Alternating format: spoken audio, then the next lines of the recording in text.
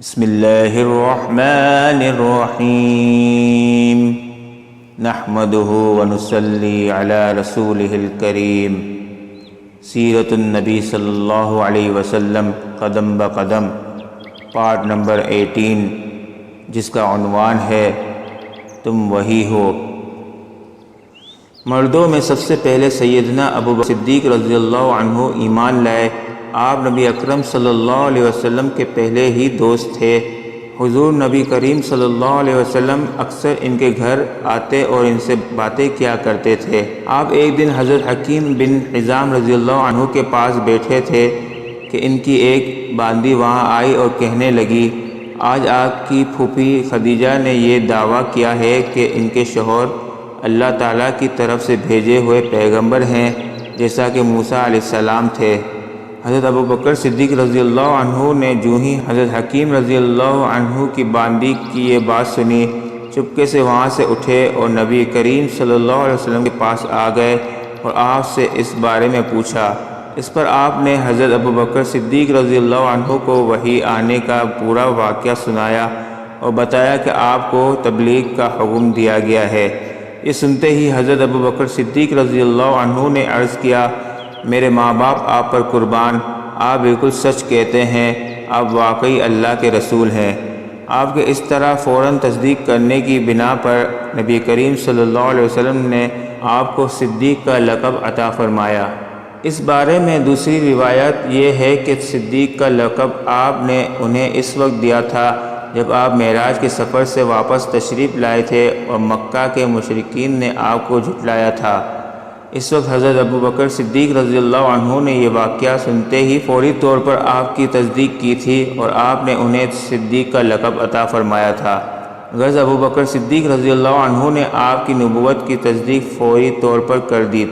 حضرت ابو بکر صدیق رضی اللہ عنہ کا نام نبی اکرم صلی اللہ علیہ وسلم نے عبداللہ رکھا، اس سے پہلے ان کا نام عبدالکعبہ تھا۔ اس لحاظ سے ابو بکر صدیق رضی اللہ عنہ وہ پہلے آدمی ہیں جن کا نام نبی کریم صلی اللہ علیہ وسلم نے تبدیل کیا۔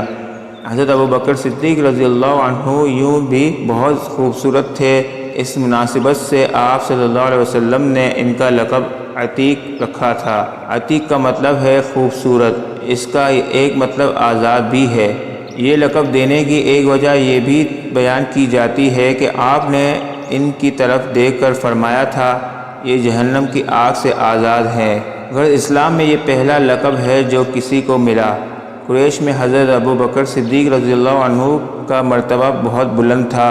آپ بہت خوش اخلاق تھے، قریش کے سرداروں میں سے ایک تھے، شریف، سخی اور دولت مند تھے، روپیہ پیسہ بہت فراخ دلی سے خرچ کرتے تھے۔ ان کی قوم کے لوگ انہیں بہت چاہتے تھے، لوگ ان کی مجلس میں بیٹھنا بہت پسند کرتے تھے۔ اپنے زمانے میں حضرت ابو بکر صدیق رضی اللہ عنہ خواب کی تعبیر بتانے میں بہت ماہر اور مشہور تھے۔ چنانچہ علامہ ابن سیرین رحمہ اللہ کہتے ہیں، نبی اکرم صلی اللہ علیہ وسلم کے بعد حضرت ابو بکر صدیق رضی اللہ عنہ اس امت میں سب سے بہترین تعبیر بتانے والے عالم ہیں۔ علامہ ابن سیرین رحمہ اللہ خود خواب کی تعبیر بتانے میں بہت ماہر تھے اور اس سلسلے میں ان کی کتاب بھی موجود ہے۔ اس کتاب میں خوابوں کی حیرت انگیز تعبیریں درج ہیں۔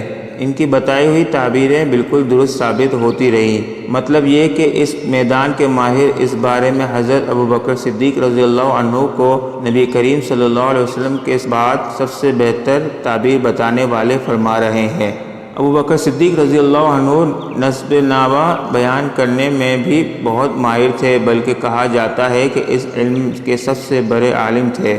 حضرت جبیر بن مطعم رضی اللہ عنہ بھی اس علم کے ماہر تھے۔ وہ فرماتے ہیں، میں نے نسب ناموں کا فن اور علم اور خاص طور پر قریش کے نسب ناموں کا علم حضرت ابو بکر صدیق رضی اللہ عنہ سے ہی حاصل کیا ہے، اس لیے کہ وہ قریش کے نسب ناموں کے سب سے بڑے عالم تھے۔ قریش کے لوگوں کو کوئی مشکل پیش آتی تو حضرت ابو بکر صدیق رضی اللہ عنہ سے رابطہ کرتے تھے۔ حضرت ابو بکر صدیق رضی اللہ عنہ کے بارے میں نبی کریم صلی اللہ علیہ وسلم فرمایا کرتے تھے، میں نے جسے بھی اسلام کی دعوت دی، اس نے کچھ نہ کچھ سوچ بچار اور کسی قدر وقفے کے بعد اسلام قبول کیا، سوائے ابو بکر کے، وہ بغیر ہچکچاہٹ کے فوراً مسلمان ہو گئے۔ ابو بکر سب سے بہتر رائے دینے والے ہیں۔ میرے پاس جبرائیل علیہ السلام آئے اور انہوں نے کہا کہ اللہ تعالیٰ آپ کو حکم دیتا ہے اپنے معاملات میں ابو بکر سے مشورہ کیا کریں۔ نبی کریم صلی اللہ علیہ وسلم کے لیے حضرت ابو بکر صدیق رضی اللہ عنہ وزیر کے درجے میں تھے۔ آپ ہر معاملے میں ان سے مشورہ لیا کرتے تھے۔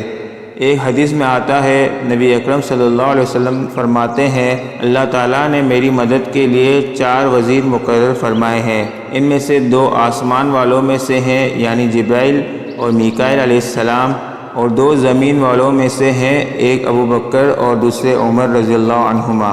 اسلام لانے سے پہلے حضرت ابو بکر صدیق رضی اللہ عنہ نے ایک خواب دیکھا تھا۔ خواب میں آپ نے دیکھا کہ چاند مکہ میں اتر آیا ہے اور اس کا ایک ایک حصہ مکہ کے ہر گھر میں داخل ہو گیا۔ پھر وہ سارے کا سارا ابو بکر صدیق رضی اللہ عنہ کی گود میں آ گیا۔ آپ نے یہ خواب ایک عیسائی عالم کو سنایا۔ اس نے اس خواب کی تعبیر یہ بیان کی کہ تم اپنے پیغمبر کی پیروی کرو گے جس کا دنیا انتظار کر رہی ہے اور جس کے ظہور کا وقت قریب آ گیا ہے، اور یہ کہ تم اس کی پیروکاروں میں سب سے زیادہ خوش قسمت انسان ہوگے۔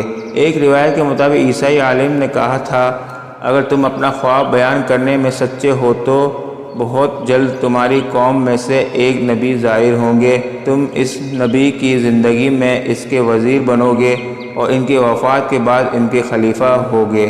کچھ عرصے بعد ابو بکر صدیق رضی اللہ عنہ کو یمن جانے کا اتفاق ہوا تھا۔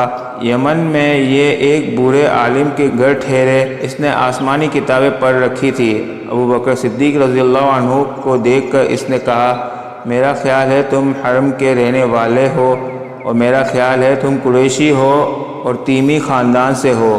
ابو بکر صدیق رضی اللہ عنہ نے جواب میں فرمایا، ہاں تم نے بالکل ٹھیک کہا۔ اب اس نے کہا، میں تم سے ایک بات اور کہتا ہوں، تم ذرا اپنے پیٹ پر سے کپڑا ہٹا کر دکھاؤ۔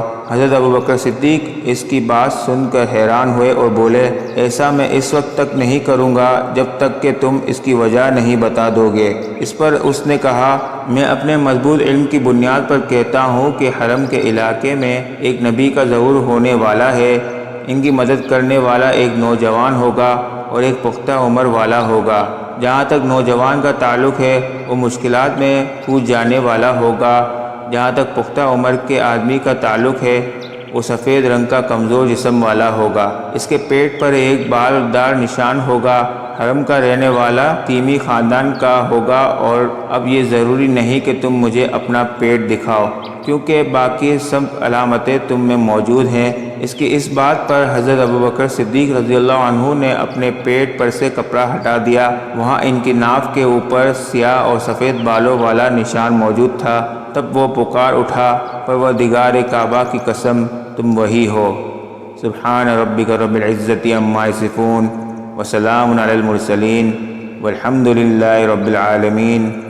ملتے ہیں اگلے عنوان میں جس کا نام ہے دین نہیں چھوڑوں گا۔ تب تک کے لیے اجازت دیجیے۔ اللہ حافظ۔